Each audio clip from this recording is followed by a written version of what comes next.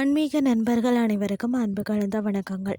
இன்றைக்கு நாங்கள் ஆன்மீகம் சம்பந்தமான பதிவில் செல்வ சந்நிதியானின் ஆன்மீக பொக்கிஷங்களை பார்க்கலாமா வாங்க.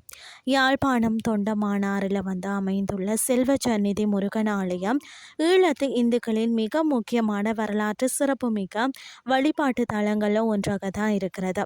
காடாராக கிடந்த ஒரு பகுதியில் எளிய பக்தி நெறியின் அடையாளமாக தோன்றி இன்று பல்லாயிரக்கணக்கான பக்தர்களை ஈர்க்கும் ஒரு புனித பூமியாக இது திகழ்கிறது. செல்வ சந்நிதி ஆலயத்தின் தோற்றம் புகழ்பெற்ற கதிர்காம கந்தன் வழிபாட்டோடும் நெருங்கிய தொடர்புடையது. அது மட்டுமில்லாமல் பார்த்தீங்கன்னா, பண்டைய காலத்தில் இருந்தே யாழ்ப்பாணத்தில் இருந்த பக்தர்கள் நடந்தே கதிர்காமத்துக்கு யாத்திரை செல்வது வழக்கம். அப்படி செல்றவங்க தொண்டமானாறு ஆற்றை கடந்த ஆற்றங்கரையில் உள்ள பூவரச மர நிழல்ல தங்கி இளைப்பாரி செல்வாங்களாம்.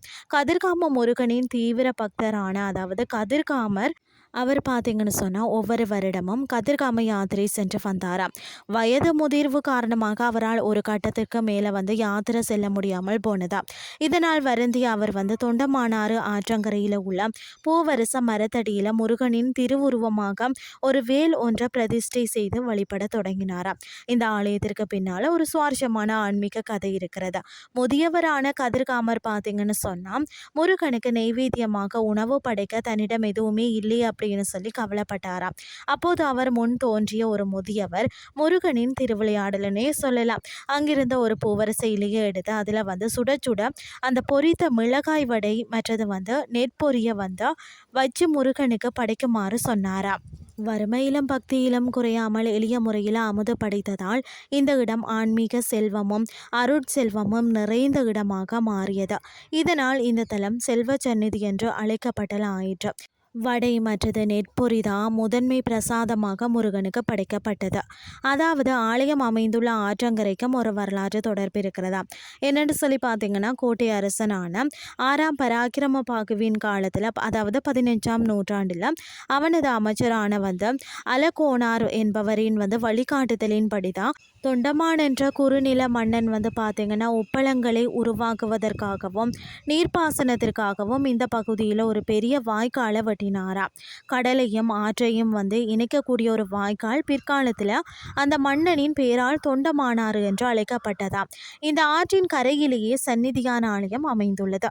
செல்வ சந்நிதி ஆலயத்தின் வழிபாட்டு முறைகள் ஏனைய ஆகம விதிப்படியான கோயில்களில் இருந்த முற்றிலும் மாறுபட்டவைன்னே சொல்லலாம். இது கதிர்காமத்தின் வழிபாடு மரபை அதாவது காடாந்தர மரபு அப்படியே பின்பற்றுகிறது. இந்த கோயிலை பிராமண சிவாச்சாரியர்களுக்கு பதிலாக வேடர்களின் வழி மரபினரான காப்பு வாக்கள் அல்லது பூசாரிகள் தான் வழிபாடுகளை நடத்துகிறார்கள். பூசாரிகள் வாயை கட்டி கொண்டு மந்திரங்கள் எதுவுமே உறக்க ஓதாமல் அசைவற்று மௌனமாகவே வழிபாடுகளை செய்வார். கருவறையில் பார்த்தீங்கன்னா சிலைக்கு பதிலாக முருகனின் வேல் மட்டும் இருக்கும். அதுவும் பார்த்திங்கன்னா ஒரு திரைச்சீலையினால் மறைக்கப்பட்டிருக்கும் திரைச்சீலைக்கு பின்னால் தான் பூசைகள் நடக்கும். சந்நிதியான் என்றாலே அன்னதானம் தான் நினைவுக்கு வரும். சாதி மத பேதமின்றி வரும் அனைவருக்கும் தினமும் அன்னதானம் வழங்கும் மடங்கள் இந்த கோயிலை சுற்றி ஏராளமாக இருக்கிறது. இதனால் இவரை அன்னதான கந்தன் என்றும் அழைப்பார்கள். ஆண்டுதோறும் ஆடியை மாதத்தில் வரக்கூடிய அமாவாசை அன்று இந்த கோயிலின் புகழ்பெற்ற தீர்த்த திருவிழா தொண்டமானாறு ஆற்றில் நடைபெறும். யாழ்ப்பாணத்தின் அதாவது பார்த்திங்கன்னா நாலா திசைகளில் இருந்தும் வெளிநாடுகளில் இருந்தும் பல்லாயிரக்கணக்கான பக்தர்கள் பாத யாத்திரையாகவும் காவடிகள் எடுத்தும் இந்த திருவிழாவில் கலந்து கொள்வது வழக்கம். செல்வ சந்நிதி முருகன் ஆலயம் என்பது ஆடம்பரமான சடங்குகளை கடந்த எளிமையையும் தூய்மையான பக்தியையும் பசிப்பினி போக்கும் அன்னதானத்தையும் முதன்மையாக கொண்ட ஒரு உன்னதமான ஆன்மீக தலமாகும். இன்றைய ஆன்மீகம் சார்ந்த பதிவு உங்களுக்கு பிரயோசனமாக அமைஞ்சிருக்கும்னு சொல்லி நானும் நம்புகிறேன். இதே மாதிரி மற்றும் ஒரு ஆன்மீகம் சார்ந்த பதிவோடு உங்களை சந்திக்கிறேன். நன்றி.